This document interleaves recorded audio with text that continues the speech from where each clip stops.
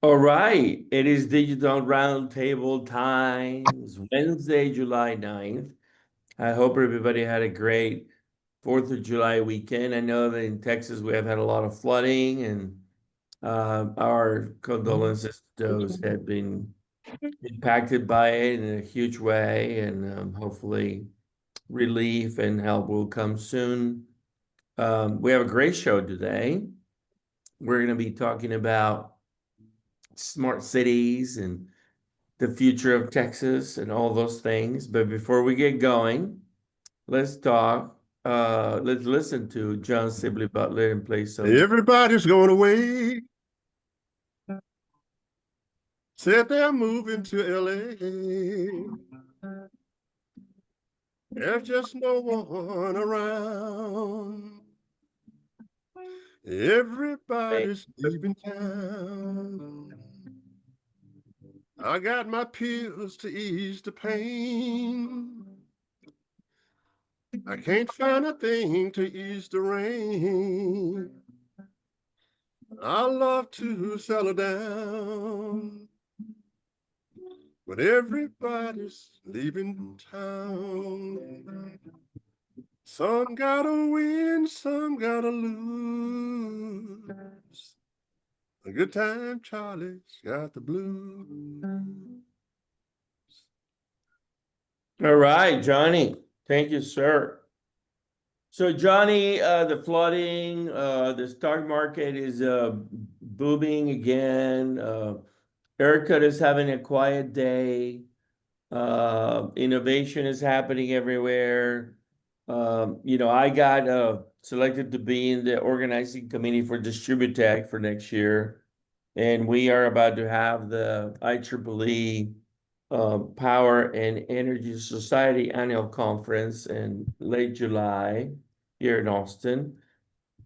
Innovation is thriving across America. Cities are updating their game. What say you?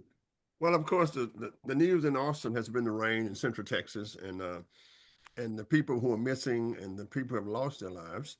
We certainly are accustomed to flash flooding here, where everything is on rock.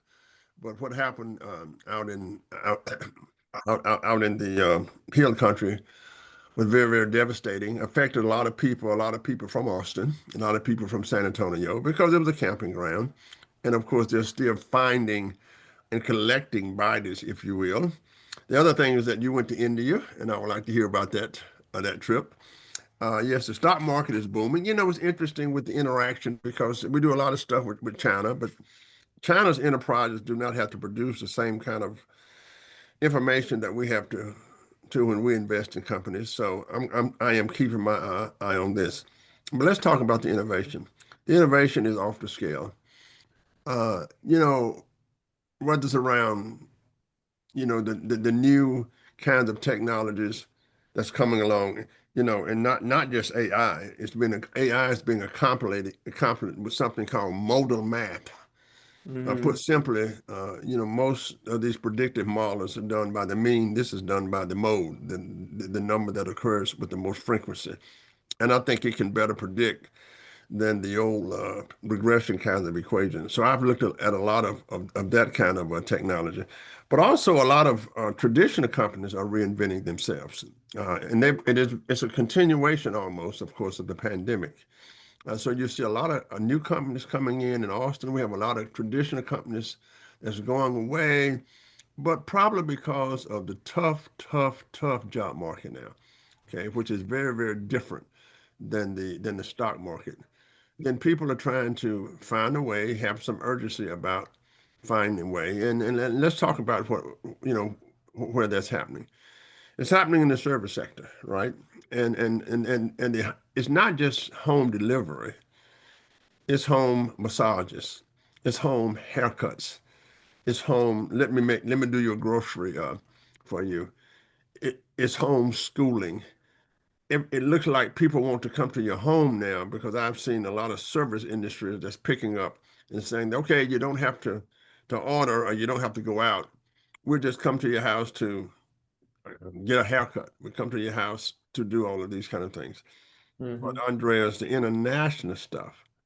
We are talking about the technologies that's in America. The international stuff around the continent is booming. It is booming in India. It is booming in Africa. It is booming in China. It is booming in all of the Brits, the new to the south places. And again, it is booming out of universities. And what I'm predicting is that the new stuff will become obsolete, usable, but sort of obsolete in the new future. Right now, they're digging, the mode of I don't know, outside Apple is putting in their new mode of routers, if you will. They're digging in the ground in my neighborhood right now for that new kind of communication system.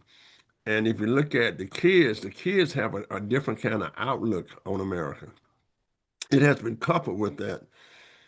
First of all, it's a tough, tough job market for kids coming out of school now, any kind of school now, right? It's just tough, tough, tough. But they have coupled that with that old entrepreneur hustling spirit that is to do something. The number of kids at home now, it is increasing. The number of kids returning to the home is increasing. The rent is out of sight. Some have loans that's really, really bad. And we got rid of one of the best programs in the world. We had something called the Dream Act, and this was the children of Mexican immigrants. If they were great students, then the state of Texas would pay their way to college, and that has been cut out. And I think Mhm. I think that's a total disaster. But the point is, yes, the entrepreneurship spirit is there. Don't have to worry about the stock market. That's the economy of one part of the nation. But the point is, the American dream now for the people getting out of school might be in a different country. The American dream might be a job in China. It might be a job somewhere in Brazil. It might be a job somewhere else. So what we have to do is shore up that quote American dream for the best and the brightest, and increase the services for everyone. So it's interesting times to be alive. With this administration, I find them very interesting as a study. That is in Washington D.C. With the war that's going on in Europe, and then with the bombing of what happened over in Israel, the bombing of Iran. Israel is the last of the great colonies from the early part. So it's interesting to watch that from an academic point of view. But I want to hear about your trip to India. What I'm saying is just nothing. And I'll I want to circle. say hello to Helen. Met her a long time ago when I Hello, was director of hello. IC Square when we worked in Brownsville, and also I'm on the board of the Mitty Foundation that's done a lot in Brownsville. Absolutely. Well, I'll circle back with my India story and we'll introduce Helen in a moment. I want to see what our Llewellyn King has to say about Johnny's remarks and his own thoughts. I don't have anything specific to say about Johnny's remarks. I go back to where I've been for several weeks now. We're at a tipping point. It's a very unstable point in America's history. We have, for the first time, men with masks grabbing people on the street and taking them away without due process. It's essentially a secret police is operating. They now have, thanks to the big, beautiful bill, going to be financed over the next decade at 177 billion. This does not suggest that freedom is in really wholesome shape in the U.S. If you have any reason to fear, which might just be your appearance, you could be picked up on the streets, particularly of Los Angeles at the moment, and find yourself in another country before you've had an opportunity to plead your case, to produce your evidence, or simply to know who your accuser is. It's a very troublesome, undermining thing. There is a general sense of low-grade fear across the nation in the universities. Can you imagine a worse job at the moment than to be president of a university? Not sure whether the government will pick an issue with you as it has with the University of Virginia, with Columbia, with Harvard. Every university has some reason to be concerned about the withdrawing of firms. And now they're trying to decertify Harvard, America's premier university, and they're trying to decertify it. This is not sound stuff. We are seeing the end of an enormous boom in American technology, a stunning, astounding boom. But it has been based very largely on technology that has come out of government research or government funding of research. And it includes the internet, it includes GPS, it includes all of these wondrous things on which the tech companies are built. They are built on a foundation that came out of government research. Now, government research funds are essentially being cut in half, which means that in the future we'll have less invention, therefore fewer startups, and we'll lose our place on the world's escalator. And it's a very, very troublesome time and a prospect. Well, I think that, the thing about that is that, the circles of ups and downs are interesting. This is more serious than this. This is a 180-degree change of direction. I understand. I understand. This is not a particular thing. Everything. Change of I direction. understand, Llewellyn. Let me chime in and share my piece, and you can come back later. So India is having a phenomenal moment as a country, and is actually trying to become China 2.0 and growth like crazy. But that also reminds me that the evolution of all this really at the core is at the cities, and all the cities all over the world are reimagining themselves. And I cannot think of a better China 2.0 story of the future of the U.S. reimagined, like in Brownsville, Texas. And we have the city manager of Brownsville with us today, and she can give us her perspective from a flourishing city that has had hundreds of years of challenges into becoming a first-rated place where SpaceX and other companies are finding home. Helen Ramirez has been the city manager for a while there. She's an old friend and a great person that has been, grew up sort of in Texas after moving from LA and cutting her chops in multiple cities. So, Helen, thank you for being in the program. Thank you for having me, Andres. I'm really happy. It's really interesting. I really like the analogy between India and actually Brownsville, because that we talk about developing areas, and the governor's office actually announced that some of the largest projects in Texas were here at the Port of Brownsville, or are here at the Port of Brownsville, with the next decade Rio Grande LNG at about $18 billion. And of course, the billions that SpaceX, and now the creation of the new city of Starbase that has created here. And just for us, it's maintaining that great collaboration between the port and SpaceX is very important to the city. But we really have seen, as you pointed out, an acceleration of our economy as a result. But that doesn't just happen, right? There's a lot of strategy and work and leadership, and people like even, the MIDI Foundation, or even, all our partners here, and really putting the spotlight on Brownsville and really helping us tell a different story from a story that maybe has been historically. Sure. So, Helen, tell us real quick, because there's so much going on, and you guys have been recognized as, going from poor broadband, poor infrastructure, poor this, poor that, and you have been leading this transformation. And now the city most recently announced a partnership with NTT Data for 5G network, wireless 5G everywhere. And obviously I had the opportunity of working and helping out in the fiber project and all that. Tell us real quick some of the key projects that are going on, what's happening in Brownsville. Sure, no, I'd love to do that. Well, one of our biggest accomplishments has been completion of the middle mile, so 100 miles. And also Lit Fiber now, who is now Omni Fiber here, has over about, we'll be connected from 3,000 to 5,000 people by the end of the year. And that's really exciting for us because, as you recall, in 2014 and 2017, we were the least connected city in the United States. And that's a ranking that city would like to have. So really that broadband initiative and having the right leadership, Mayor Cowan, former Mayor Mendez, and the right team.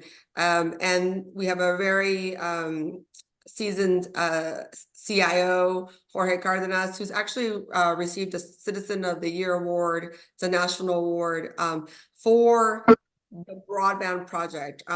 I would say that our next big thing is the private 5G network.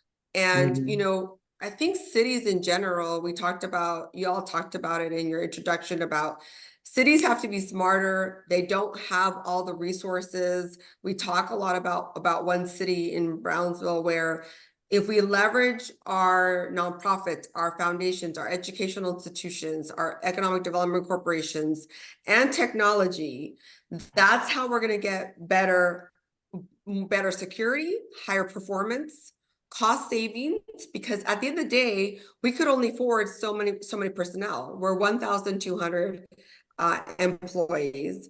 We're the 18th largest city in the state of Texas. However, we're still at an operating budget of 133 million. But the great thing is that we have a robust $300 million capital improvement program, which includes intelligent transportation systems, which includes big changes in cybersecurity, because that is one of the biggest threats to governments today. And so I think that's, the P5G network is huge. That'll allow us to just deploy through AI our resources better.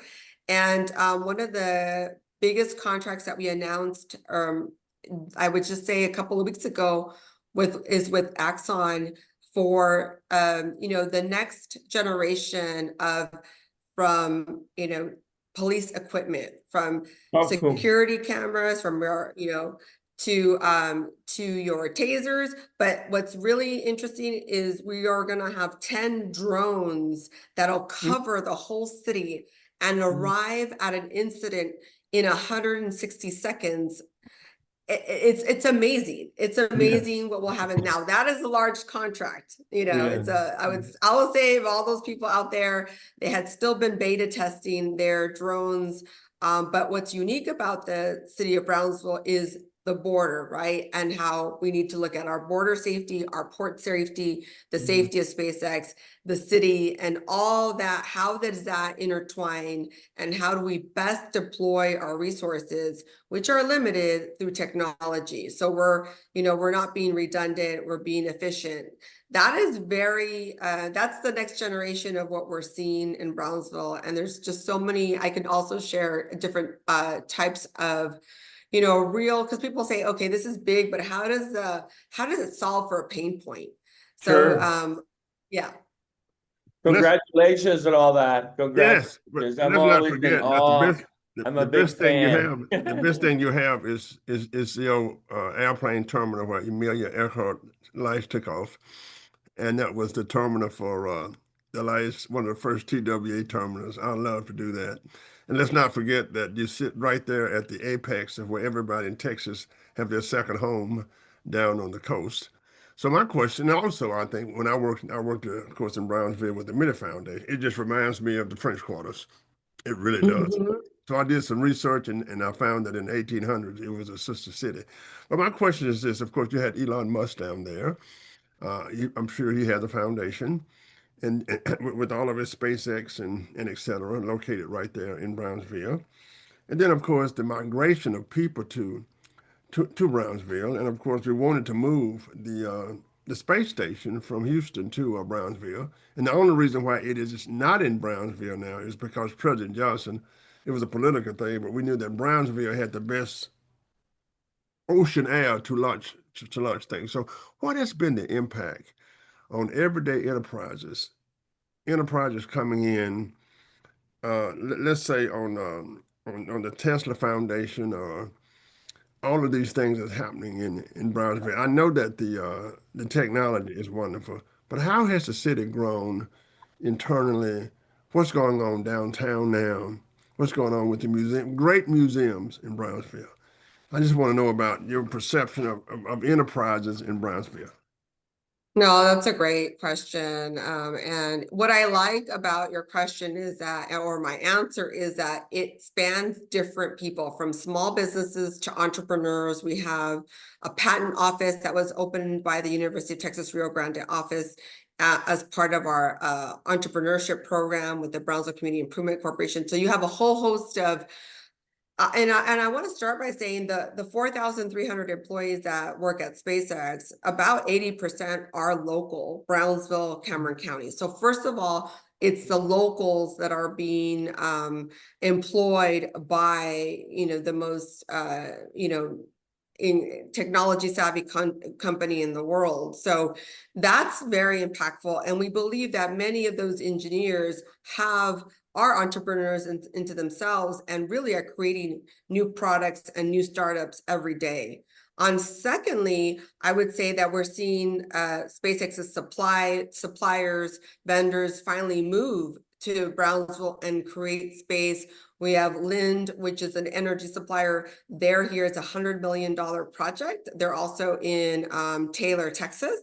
So just you're seeing some of the companies that are suppliers of SpaceX decide to open their business and their companies in and around the industrial areas that are actually being developed in Brownsville through the Greater Brownsville Incentive Corporation. Amazon is also building in Brownsville, so that's very important. Our airport, in regard to enplanements, have exceeded the pre-COVID levels, and they're at 350,000 enplanements. So we're seeing it on different, and tourism, hotel, we have about 500 new keys or beds being built right now or in the pipeline, including a full-service four-star Embassy Suites hotel with convention space. Nice. From downtown's perspective, and there's more because downtown, we've had over $150 million investment in the last couple of years in downtown Brownsville. We have one of the best chefs, top chefs in Texas, known for French cuisine. So I really like to kind of also share that even the culinary, not only we have a rich, wonderful Mexican culinary, but we also have French and other cuisines or even mixtures of those. So what we're seeing is a diversification of our restaurants, and many of our restaurants are local chefs that have opened up their own restaurants. So that authenticity that you see in New Orleans or you see in other cities, what I like to talk about is Brownsville. We're not anywhere USA, Main Street USA, right? Which is what we find in many downtowns. Our heart of our city is very diverse. It's very authentic. It's about 400 acres, so it's a pretty large area. Includes a zoo that actually we just inaugurated a cool zip line today. It's 130 feet above grade, but it's the Midi District, the museums that are going to be built. We're going to bring a new, even European collection that's never been seen in Texas. So those are the things that I would say what I most enjoy about seeing the city grow is that it's growing in different aspects, from energy, from whether it's natural gas or methane or other types of energy sources, right? And the new technology that goes with that, because the natural gas plants of today are not what they were 30 years ago. There's been an evolution. Methane, even our landfill, its generation of methane, we're actually using new technology to see if we can capture that energy and convert it and sell it. Those are all the things that are happening. And it's a lot of our, it's very great to see our youth. We have a young population. We're very different from Portland, Oregon, or what you see other cities. Our average age is still 29. So when you really think of that generation and how it thinks, and if you also bring and improve and reduce the digital divide we're having on August 1st, We use some of our American Rescue Plan money. We're going to be giving away 320 laptops to our students, to students that are in need. But as part of that will be a 2-hour digital class, education class for their parents. So we really need to bring them here. You can't, if not, you'll have a disparity, which is what we're hearing. What is that disparity? You talked about AI. If we do not, and we always talk about that in our commission meetings and our leadership meetings, is the world's not going to wait for Brownsville or any city. We need to be prepared. We need to be looking at that investment from a technological standpoint, not only from a public safety and public school and public transit situation, where we're actually able to detect certain situations like detection of vehicles going the wrong side of the road. That's all going to be, there's going to be detection systems that will allow us to deploy resources better. I would say that one of the cases that we talked about with the Assistant City Manager Chief Salceda with the drones is that if there's an accident on the expressway, then the drone can deploy very quick. Right now, the way that you see 911 dispatch, you may get 4 different calls from residents saying, this is a really bad, this is a flat tire, this is not, everything's fine, everything's, you needed to bring an ambulance. So you may get a different call and a scenario from different residents. But if you deploy that drone, the drone could tell you it may be just a flat tire. So you don't have to do, you may not have to deploy the ambulance, the ladder truck, this and that. So you're really looking at how we use the smart city platform to be able to really locate our resources where we need to do and make it better, create a better resident experience and customer experience as well. Absolutely, absolutely. You want to let Llewellyn chime in, Johnny? Yes, You're please. muted. You're muted. You're muted. Yes, I'm sorry. You're muted, Johnny. Llewellyn, you're muted. Oh, Llewellyn is muted. Yeah, Oh, okay. there we Not go. me. There we go. Yeah, okay. Helen, I have a few questions about livability. How do you measure that, which is not always an economic? I made a few notes of things that I think contribute to livability: transportation, walkability, just the ability to walk safely around a city, which some cities have and some cities don't. Air quality, very important. Schools and schooling. Not only do schools determine why people have come to a city, but why they stay and what the future of that city is likely to be. Recreation and healthcare. How does Brownsville stock up? Let's talk about transportation. Is it easy to get around? Is there public transportation? Yes, and actually, I appreciate that question because we are the largest public transit provider in the Rio Grande Valley. We serve 1.3 million people, and we have mutual agreements with our community college, which is Texas Southmost College, University of Texas Rio Grande Valley, which we have on Brownsville campus. And also some of our schools, including our largest school district, which is Brownsville Independent School District, that has about over 40,000 students. So, I think transit's very important. We haven't really increased the cost of transit. We barely increased it a little bit after 30 years of having the same fare, which is just $1. But we had a lot of community engagement with that. We also created, if you are doing a monthly pass, it would be less expensive. So we were giving people options, whether it's a day pass, just a one-use pass, or a monthly pass, and using a very easy way to pay for that and make it easy to get in and out and use transit. What we've done recently is with the county, there's some rural areas that the county that we were also serving with Cameron County. What we did is that what we found is the cost per route, there were so few people using the route that it wasn't as effective. So we're actually doing what the city of Pflugerville did, which is work with Uber through a public-private partnership or another types of transportation, and say we can subsidize their Uber costs or their Uber ride with the county and the city working together. And actually it makes for a better experience. So if they need to go to our local hospital, we just opened the third hospital about a year and a half ago. That's DHR. So we do have, we always want to improve our health services, but we have a couple of things like our third hospital in our city. And also we have our own city kind of health center, which is a center we invite the public and we have events to have better health. And also, we have a high diabetes rate that actually has gone down, and a higher the obesity rate in the city of Brownsville, believe it or not, has also gone down by 6%, with diabetes going down 11%. And that is because we have not only the UTRGV, but the School of Public Health Houston has a Brownsville location.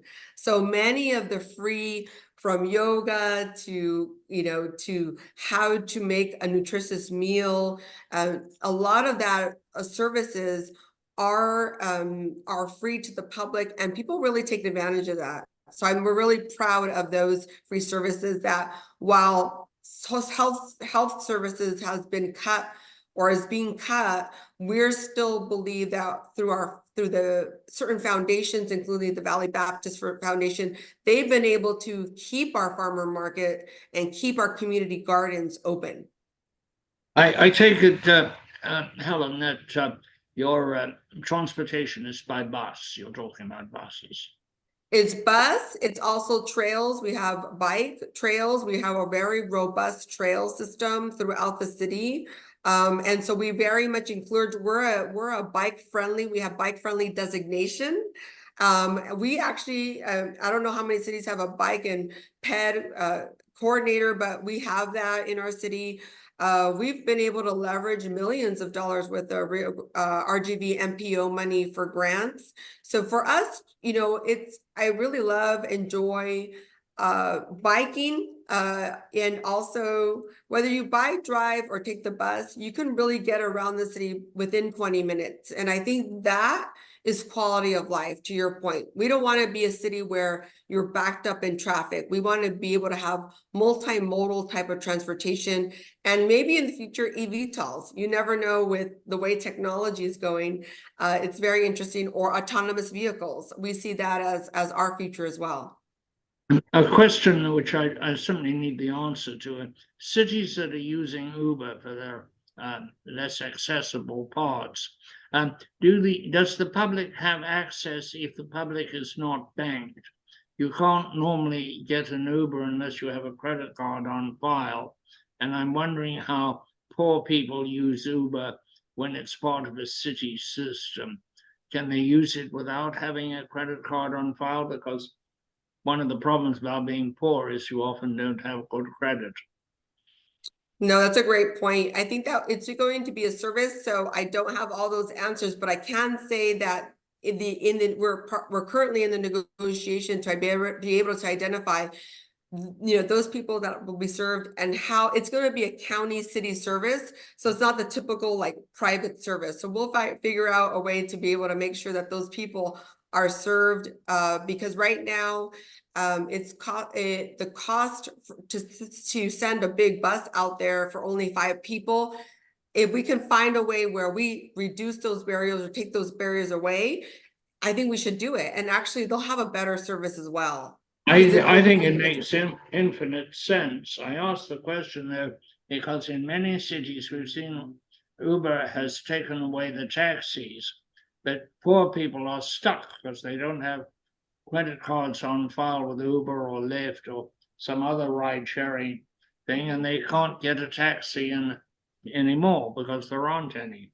I mean, I love Uber. I've used it. I use it very often. I've used it all over the States and in Europe, and I think it's just an extraordinary dimension to transportation that I just want to I hope that we can find a way of making it accessible to people of limited means and limited credit. How walkable is the city? One of the things that happened in the great explosion of new cities after the Second World War is they forgot about walking. Some cities became very, how can I say this, concrete jungles. Certainly I saw that in parts of Latin America, and they forgot that people like to walk. And older cities like Boston and San Francisco remained very popular because they're walkable. I just wonder how you structure that into your development. No, that's a great question. We're creating a couple of master plans right now to not only, we have historically always had a parks plan, but what we were doing right now, we've already started that process, it should be approved by the end of the year, is we created a parks, health, and rec master plan. We added purposely the word health there because we want to make sure that what we build really helps to continue to reduce obesity and diabetes. We also have a sidewalk master plan, right? Sidewalk and trails master plan. All those different mechanism plans are overlaid to make sure that developers make sure that they build out, as they build out, they're required to build out shared use path, which is usually 12 feet wide. They're required to connect with existing networks. So it's something where we've really been able to tighten up our code and ensure that there's accountability and they understand the why we're doing it, right? And it makes for a better quality neighborhood. I pick my neighborhoods because I can walk to the neighborhood little shopping center, have a coffee, or bike there really. And so what we're seeing is that people really associate that with quality of life. Another thing that we're doing this year is that we're going to embark on our first ever city housing plan. So part of that is what kind of housing we need from dorms to apartments, to senior housing, to mixed use housing, to affordable housing. A lot of that, when you experience a housing boom, while we have 19, believe it or not, subdivisions currently built or in construction right now, many of those master plan communities include different typologies for different incomes. So I think the one thing I think I would say from Brownsville's perspective is the Hispanic heritage is not, it's a different type of thinking. In Mexico, it's not uncommon to live in a multi-story building, particularly if you're in a big city. In this case, so we don't have what other cities talk about NIMBYism, not in my backyard. They're actually very open to density, to multi-story building. And so as we infill, one of the things that we want to do is the cost of construction when you infill is less because the infrastructure is there. So even though we have a new traffic impact fee, which will allow for transportation detection systems and synchronization, that we're exempting our downtown because we want people to invest downtown and not include an additional small impact fee downtown. So we're trying to make it incentivize developers to make sure our most dense part of the cities are downtown, that it continues to be dense. And we also encourage developers to go vertical, to not stick to the 20 units per acre, but go 40 acres, go 50 acres. Actually, in downtown Brownsville, we don't have a height limit for building. So we really want to encourage that walkability. You know what's beautiful about downtowns? When you get that feeling of, I'm in a downtown, there's a hustle, there's a bustle, there's construction, there's this. It's almost like, that's how you feel. That's the feeling you get right now when you, my office is downtown in Brownsville. It's at the post office at Elizabeth and 10th. And I work on a 5-story building. I'm on the second floor. I feel, and I've lived in Spain for 10 years. I lived in Madrid for 10 years. So that hustle and bustle that you feel with all the construction that's going on, which is even a small grocery store that we're putting in. So, you think of your Italian grocery store on the corner store, we're going to have that. And then on top of the grocery store is all affordable housing.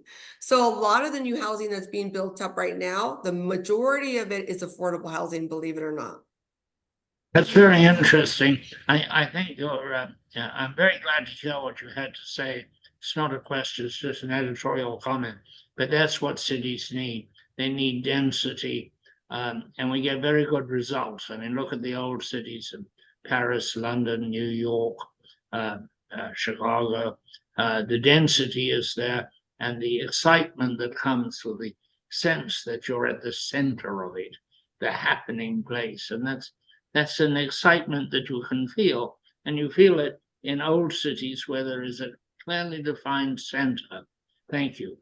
Yeah, let me just add to that because as a member of the Midi Foundation board, and we brought the University of Texas to that community, but it gives me the feeling of the French Quarter. As a matter of fact, when we redid the park there, there's even a cathedral there. If it was a little bigger, it could have been the the cathedral that we find in New Orleans. But what I want to ask you about is something that we talk about a lot: the regional advantage. That is, in our discussions with Brownsville and the business community, there's Corpus Christi, sort of right up the street. And we talked about South Texas being the next great regional economic boom in the state of Texas. And we felt, from 20 years ago to 30 years ago, that this was possible when we had all kinds of, we did our first incubator in IC Square in Brownsville, 25 years ago. So my question is, are you interacting with Corpus Christi, or Jesus Christ, if you will, in English? Are you interacting with Corpus Christi? What's going on around you? And then you have so many international parks there. You have so many historical, events there.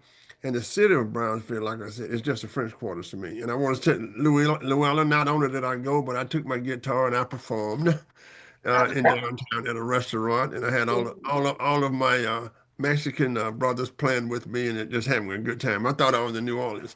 So how are you doing the regional stuff? I mean, how are you interacting with the regions? Because let me remind Llewellyn that when I drive to Brownsville, I'm 7 hours away. This is no Rhode Island. Right. So when I get in my car and go to Brownsville, I'm looking at 7 or 8 hours. And I also tried to bring Southwest Airlines there. Remember when Herb Kelleher?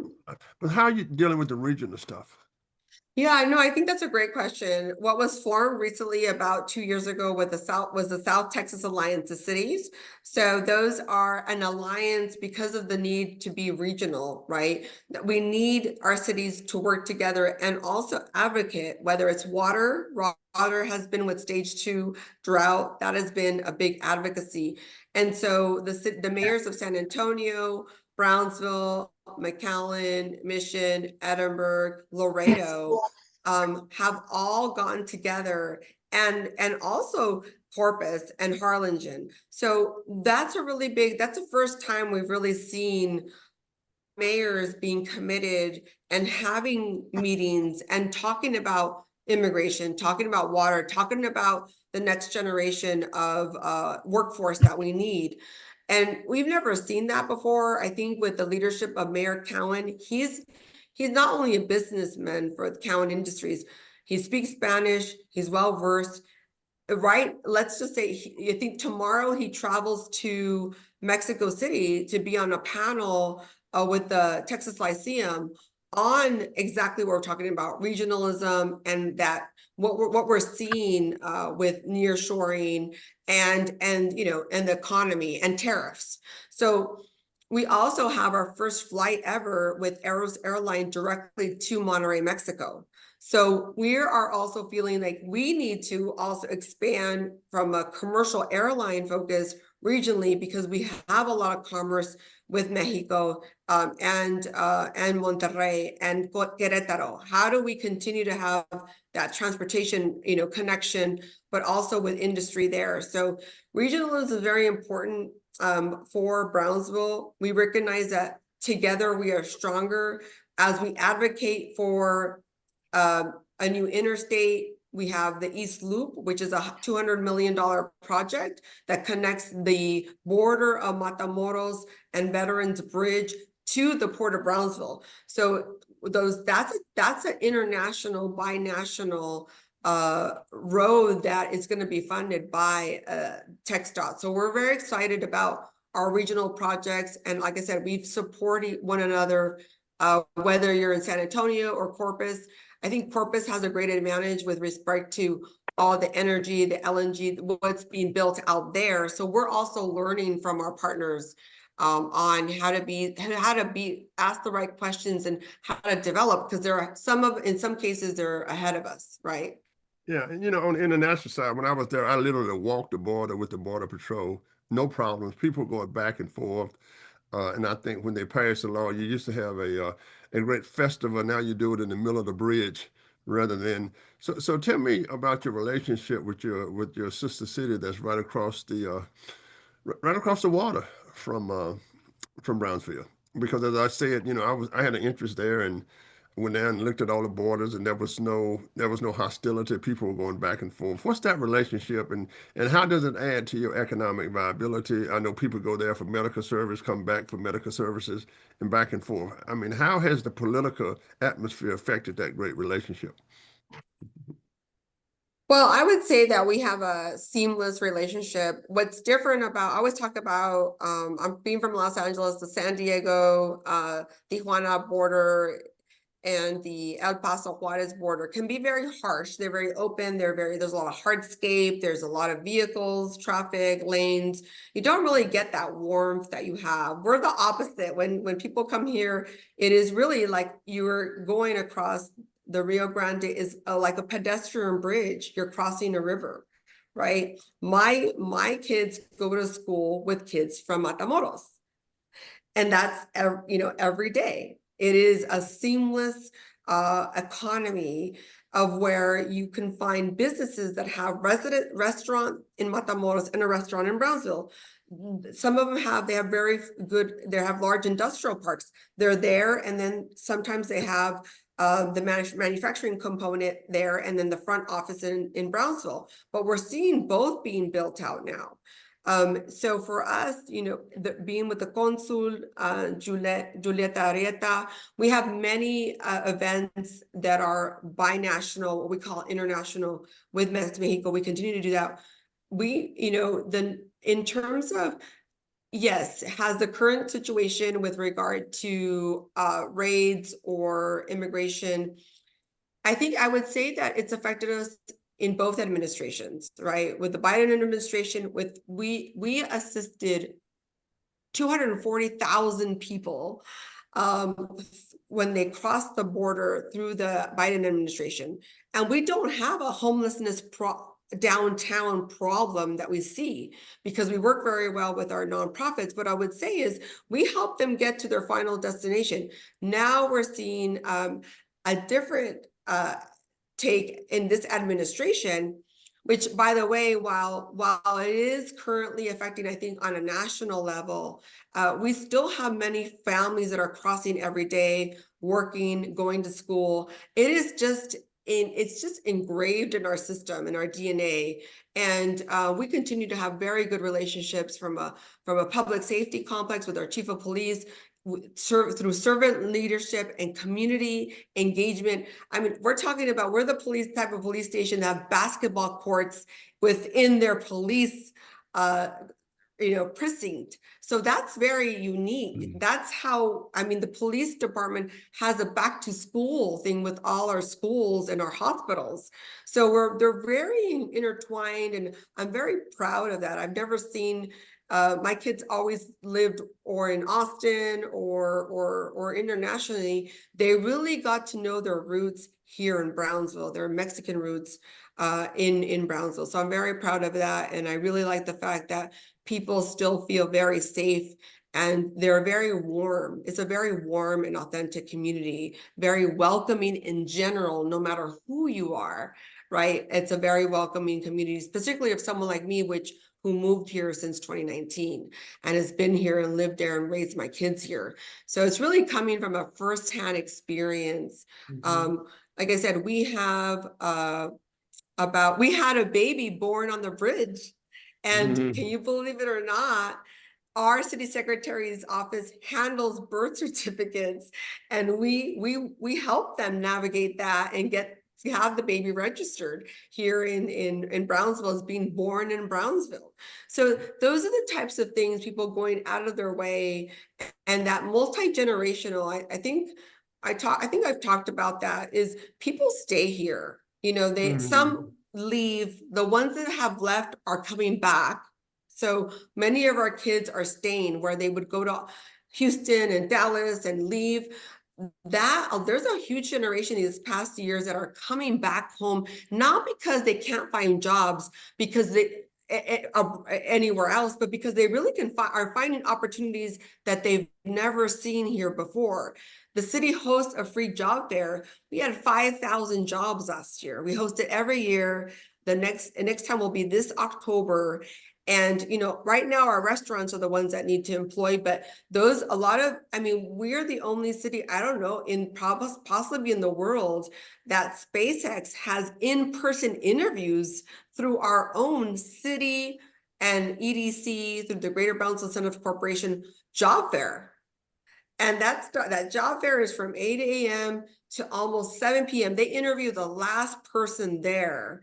And normally at 7 o'clock, we have a line of people and we help them with glamorous headshots to resume building to mock interviewing. And many people are actually offered employment on the spot that same day. So we've just really been able to leverage our partners and they have been really great with our community and want to give and want to be here. We're going to have a big announcement coming up with Next Decade in September, just because I think these companies are also giving back. Just like the Mitty Foundation is giving back, we need everyone to give to our community to continue to create that quality environment and city that we want to live, work, play, be educated, and innovate in. Yeah. Look, and lastly, can you just take a minute and talk about the museums there? Just 30 seconds that we're working with the Mitty Foundation and what they are. Yes, I'm very happy. This is hot off the press. You know, we signed a great agreement. We had a former Brownsville Museum of Fine Arts that went through some hiccups, some operational challenges, and so we launched a request for interest. The Mitty Cultural Center, it's called, supported by the Mitty Foundation, submitted a proposal to reopen the museum, but also I think it's going to have so much different types of activity, from educational activity to museum I just see it being a whole center for cultural and innovation. And it's right next to, it's on our linear park, which is gonna next to our cannery, our public farmers market. And so this whole synergy, I really see it, not only them supporting the collection that was there, but also growing the plaza and growing activities there. So we're very excited. There's going to be more announcements to come, and John will be with us, and I really want it to be announced together, and all the different events that are going to happen in that beautiful building, that we're very happy and very fortunate to create this new Mitty Cultural Center together. That's great. That's great. Helen, real quick, what's in front of you the next 6 months? Any activities or anything you want to plug? Wow. Let me think. Well, one of the biggest thing is August 1st is a big thing. The digital inclusion, 620 laptop giveaways. Dell contributed to that. NTT Data is going to give 320 backpacks with school supplies. That's a big thing. The Axon contract that we had regarding deploying our drones. So that is going to be an amazing. And also we have our latest project. We're probably the few cities in the United States that is actually building a public safety complex. That public safety complex includes a police station, fire administration, IT, cybersecurity, and emergency operations center all in one. It's about an $80 million project, and hopefully we'll be breaking ground in the next couple of months. And we're very excited about that because when like I said, when we think about the future of emergency management, it does include technology. And if we're not there, we are vulnerable. Sure. Well, it's always a pleasure to see you. You are one of the most energetic, passionate city managers in the country, and I've always tell people that city management and building cities is without a doubt the most amazing challenge, the most challenging, the most, engaging, the most, fascinating, all these things. And I love to hear your level of energy and passion, and congratulations on everything you're doing. Gentlemen, final thoughts. It's just saying, sounds very exciting and that you're doing a fabulous job and more power to you. And it's a pleasure to have you on the broadcast. Yes, and we Thank miss you. you, and we miss you in Hutto, the hippos. Although you which is straight north of Austin, and we miss you there, but they're doing extremely well. And congratulations. And I think that Brownsville has always been designed to be the center of economic southern Texas to go along with El Paso and Houston and Dallas and Corpus Christi and Austin and Fort Worth. If we continue and make sure that our cities survive, then Texas will also survive and America will survive. As a matter of fact, I see that New York has elected a socialist mayor, so we're preparing to just clear West Texas and let all the New Yorkers come down and put Manhattan out there. No, I really thank you for allowing us to tell our story, and we're excited, and everyone's welcome to visit to really see where innovation is really taking place. We always talk about it's in its raw and more pure, very pure form, and you can feel it, it's energy, and so we just want to just share the story and really see of the next generation of what's going to happen in Brownsville. Right. Absolutely, absolutely. Johnny, take us away. Okay. Counting the stars on the 4th of July, wishing we were rockets bursting into the sky, talking about redemption and leaving things alone. As the sun sank west of the Mendocino County line. And I have these pictures and I keep these photographs to remind me of a time. And these pictures and these photographs let me know that I'm doing fine. We used to be happy once upon a time as the sun sank west of the Mendocino County line. Okay. Thank you, guys. I enjoyed your last Thank call. you. It was wonderful. Keep writing. Okay, Thank you. goodbye. Bye.